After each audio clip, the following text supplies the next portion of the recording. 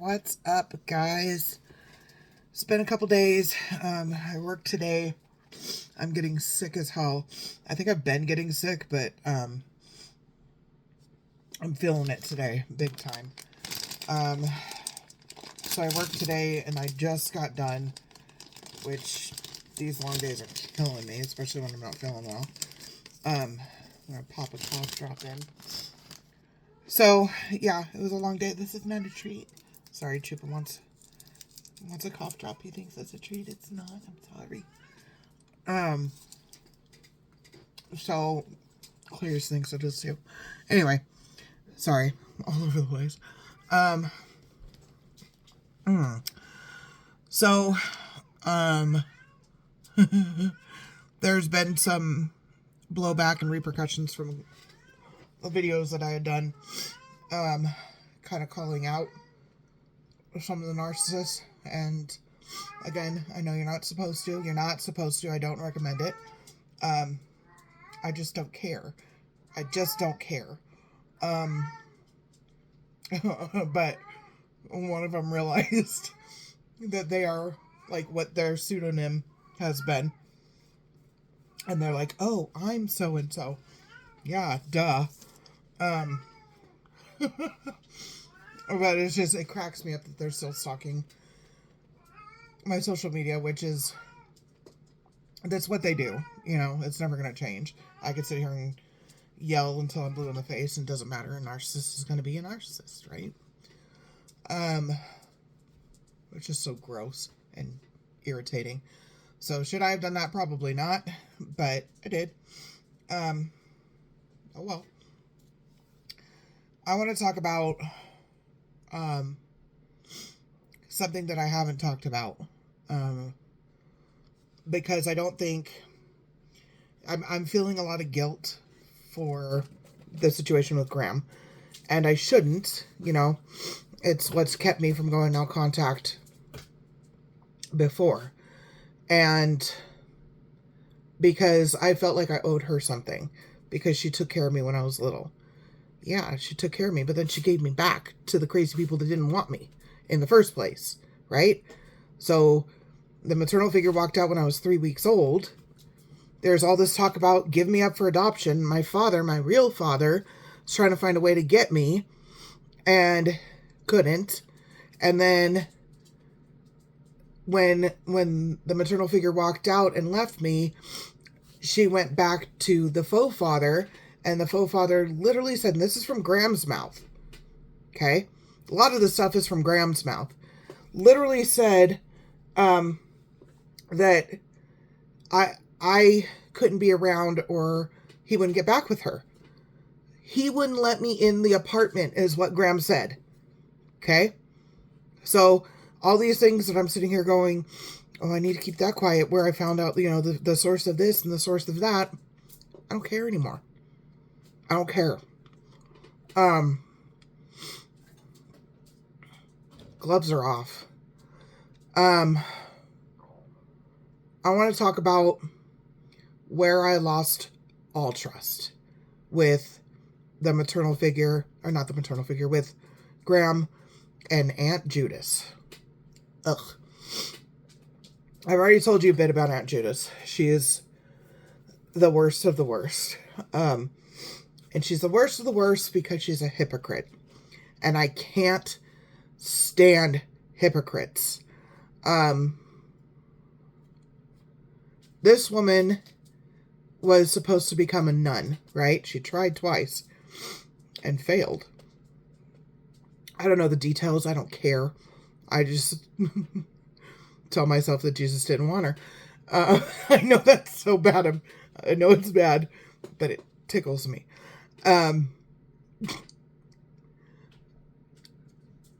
What they did when it came to my son broke any and all trust that I had. And this was years ago. This is when he was little. So maybe they didn't realize it. And I did have this discussion with Graham like a year or two ago. Have not discussed it with Aunt Judith because there's no point. None. Because with Aunt Judith, she's right about everything. She has a direct line to God. Everybody else just doesn't understand. No, Sharon, no, that's not how it is. Shut up. Like, someone that is that delusional and that full of themselves, I just can't. And there's been so many things that she has done. I told you about when I was younger and the divorce and the things that she stole. She went through a period before she met her now husband, who I'm convinced is the only reason that she's married is because he's got money. And she's always, according to Grandma, always felt that she deserves that kind of lifestyle. Which I concur with. Okay. So, the maternal figure took off and came back, took off and came back, took off and came back. That's her MO, right? Hasn't come back in like 10 years, and that's been wonderful. Keep punishing us with your absence. I love it. But she came back, and my son was probably maybe 2. Okay. And I was set to go to work. Okay. I worked at Olive Garden at the time. I was a server. So Graham was watching Mad, which I did appreciate. And I lived with them at the time. I lived with Aunt Judith and Graham, which was hell. Absolute hell. And this situation that occurred made it absolutely imperative that I find other housing arrangements. So I go get in my car.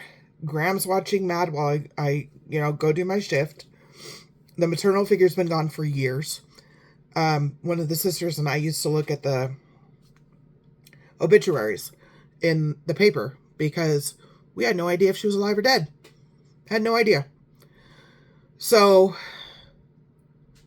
I'm going to leave. I'm in the parking lot, and all of a sudden I see the maternal figure and one of the sisters that still lived with her in a parking spot out of the car, and I dead stopped in the middle of the parking lot. She didn't see me, not yet. And I just remember not being able to catch my breath and going, what the hell, Then I look over to my right, and here comes Graham and Aunt Judith with my son in between them, holding his hands with big old smiles on their faces, bringing him to the maternal figure behind my back.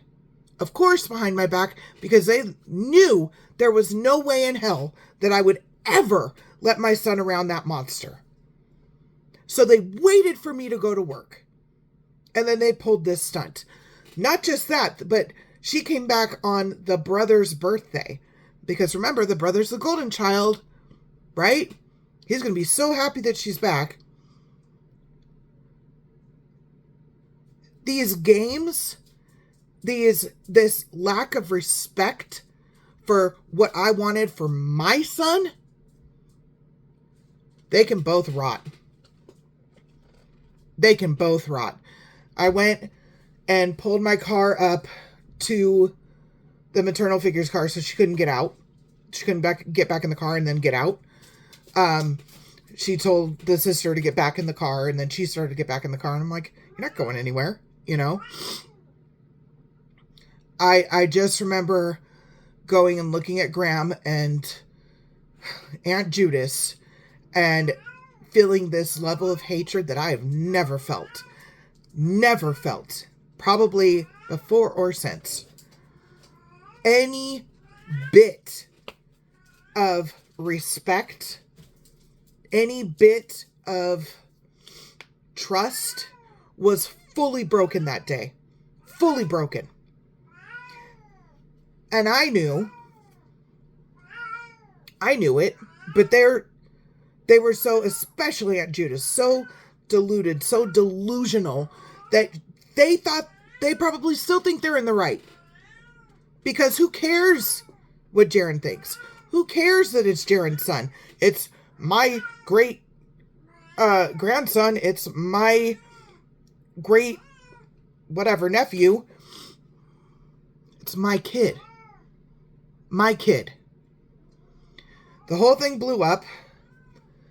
All the siblings ended up coming over to the house. I almost lost my job that day because I had a really hard time explaining to them what happened and why I couldn't work, because I couldn't trust that anybody would actually be taking care of my son like they said they would. So I come back and all the siblings are there with the maternal figure and Graham and Aunt Judith. All but one. And the one sibling walked in. And as much as I dislike this sibling, in this moment, I was super proud of them. They came in and went off on the maternal figure. Everything that I had wanted to say, they said. And I was so in my head of keep it cool because my son's there and the younger siblings are there and I don't want to upset them. When the other sibling came in and went off, it was like, it was gold. It was gold. Went in, went off, told the maternal figure off, turned around and left. It was the best mic drop I'd ever seen in my life. So she leaves, and Aunt Judith is the first one to speak up, and she's like, it had to happen. That had to happen. No, bitch, it didn't. It didn't. None of this had to happen. None of it had to happen. And you are not a psychologist. You are not the mouthpiece to God like you think you are. I've never trusted them since. Come here, Chew. Come here, baby. Come here. Never trusted them since. This anger that I have inside of me towards them is not going to go away until I process all of this. And again, why am I talking about all of this? Because I was never allowed to process anything. Ever. As a kid. It was never talked about. It was never... I didn't even know what processing meant. So as an adult, as a 45-year-old woman, today I have to go and process all this crap. All of it. In trauma therapy. Why am I here talking to you guys? Because I want you all to understand what this is like. And plus, those that may have been through it, I want them to know that there is a way out. There is a way to heal. It is not easy. It is not easy. And I'm not saying to do it the way that I'm doing it. I'm just saying that there's light at the end of this. Whew.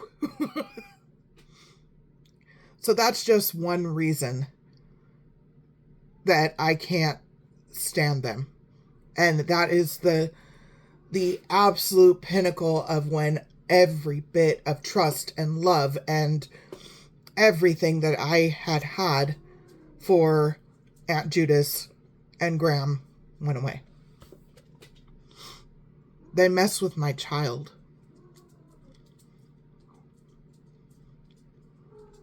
No. They had no respect for me. They never did. They never will. So screw them.